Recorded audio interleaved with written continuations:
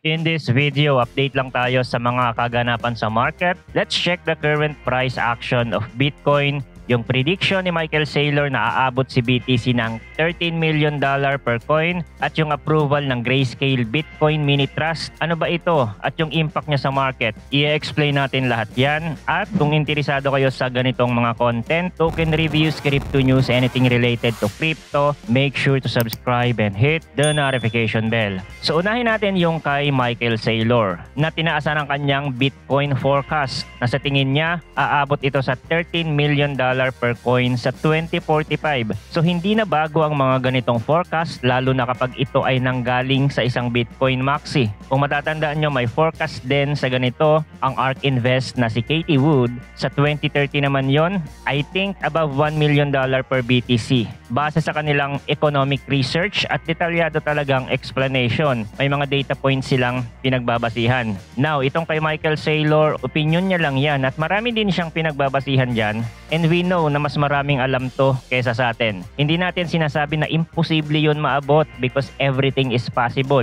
At kahit nga tumaas na ang price ni BTC, si Michael Saylor and MicroStrategy, they are keep buying Bitcoin regardless of the price. At currently nga meron na silang 226,331 BTC na roughly nagkakahalaga ng $8.33 billion. Nag-average yon ng 36,798 per coin. So they are in profitable state. At kung matatandaan nyo during bear market, pinagtatawanan ng iba itong si Michael Saylor and MicroStrategy because they buy the top of the market. At negative na yung investment nila kay BTC ng billion pero they never sell. At ngayon tumaas na yung price ni BTC, hindi pa din sila nagbebenta despite of profitability. So it means they don't have a short-term mindset unlike many people in crypto. If you are a day trader, then you probably have a short-term mindset. And you can be a long-term holder and day trader at the same time. Basta meron kayong separate portfolio for that. Kasi I remember nung 2018, may daily job pa ako noon. Kada sahod, pumupunta ako sa 7-Eleven para mag-cash in sa coins.ph. Then, i-convert ko siya kay BTC, DCA. At yung mga binili kong BTC, never ko siya nabenta during the peak of bull market noong 2021. And then pumasok yung bear market, hindi ko pa rin siya binenta. Kasi nakaset na sa utak ko, this BTC is for long term. I can hold it for more than 10 years. At yung mga altcoins lang yung pinapaikot ko pang trade, narrative play, etc. Bitcoin and Ethereum is always my long-term bet at madadagdagan yan kasi mas nagmamature na ang crypto market ngayon. So ano ba yung mga altcoin nyo na kaya nyong i-hold for long-term despite of profitability? Let me know in the comment section. Anyway, other news tayo. Itong si Robert Kennedy Jr., a presidential candidate, may plano daw siya na gawing strategic reserve itong si BTC kapag nanalo siya at naging presidente ng United States. Pero parang malabo na manalo siya. Ito yung kanyang sinabi sa Bitcoin Conference 2024. Gagawa daw siya ng order na magre-require sa Justice Department and US Marshal na i-transfer yung 204,000 Bitcoin na hawak ng United States sa Federal Reserve para maging strategic asset. At i-order niya din sa Treasury Department ang pagbili ng 500 Bitcoin daily hanggang maabot ang target reserve nito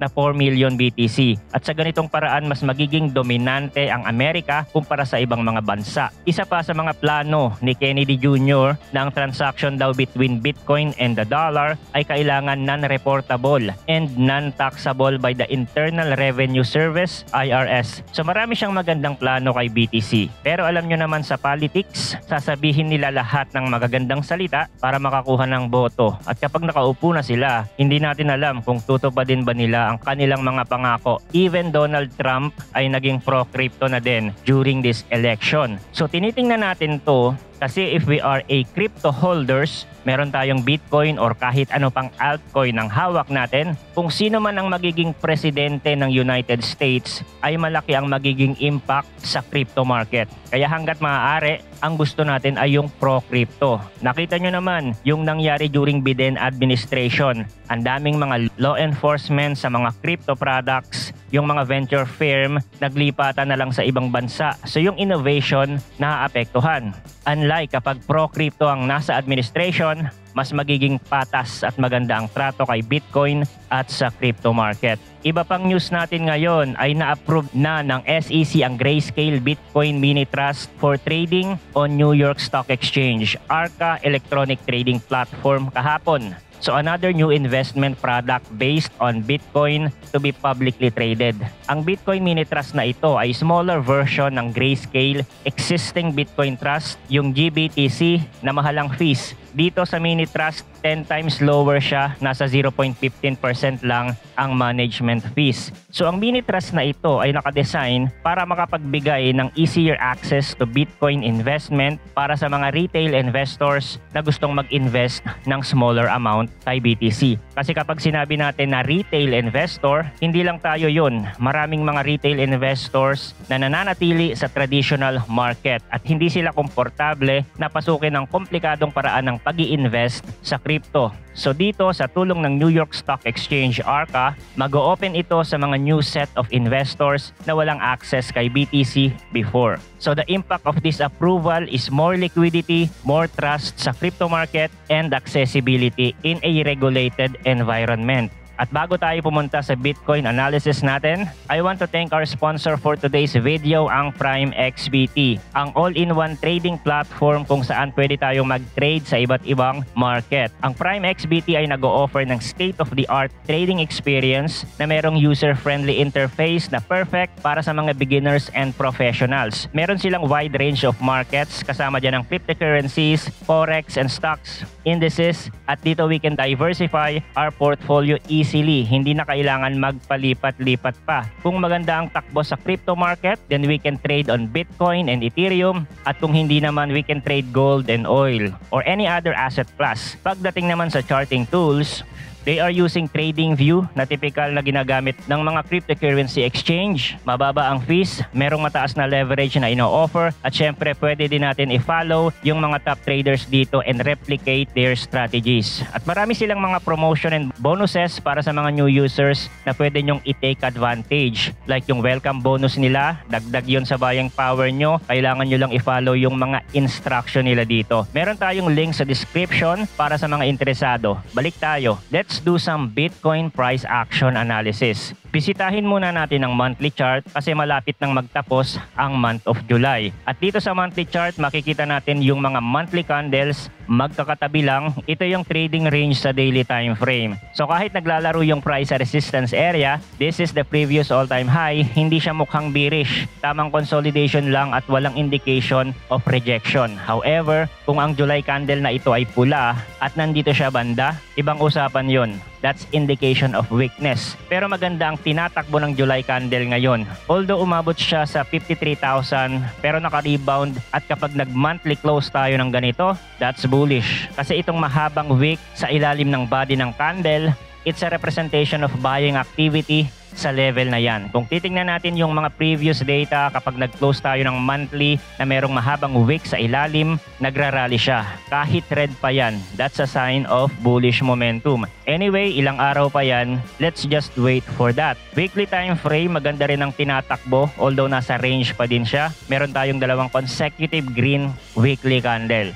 Now, pumunta tayo sa daily time frame. Sa mga previous analysis, ipinakita ko sa inyo yung bullish and bearish scenario. Ang nangyayari na ngayon is the bullish scenario at nagsimula yan nang mabasag ang 64,000 level swing high. Ito yung sinabi ko dati na kailangan basagin ni BTC para mag-gain ng momentum. At yun nga ang nangyari. Nagkaroon tayo ng market sentiment shift inside the range at yung retracement niya na in-expect din natin ay hindi ganon kalalim. Kahit nga lumagpas yan dyan below 64,000, it will be still on a bullish trajectory kasi magkikreate lang yun ng higher low. Now meron tayong bounce dito. This is a swing low and BTC will attempt to break this swing high. Merong resistance dyan kasi yan yung golden ratio ng Fibonacci at maraming trader ang tumitingin sa area na yan. Kaya nga nagkaroon ng rejection nung nakaraan and now it's being retest again. So the likely scenario sa bullish case natin, babasagin yan